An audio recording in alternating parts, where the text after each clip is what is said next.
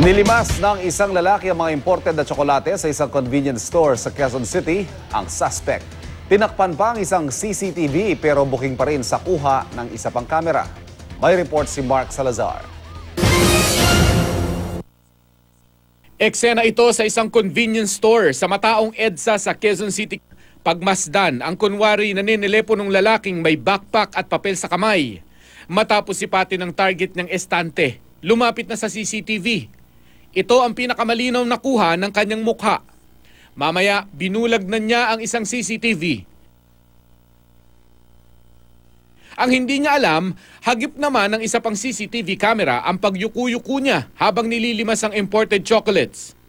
Ilang saglit lang, lumabas siya ng tindahang puno na ang backpack.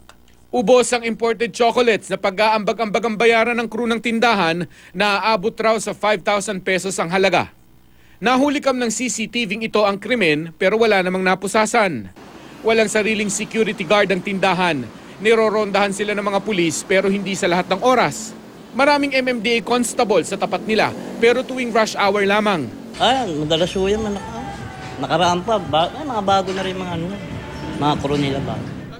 Minsan ang nakahuli si Rogelio Reyes na magnanakaw sa lugar bilang pinakamalapit na otoridad na re-responde. Ito-turnover namin sa pulis. Pag-turnover namin, tsaka na kami minsan kami parang na kami yung witness. Sa tulong ng kuha ng CCTV, umaasa ang tindahang mahuli ang suspect na ito para hindi na makapambiktima pa ng iba. Para sa unang balita, Mark Salazar reporting.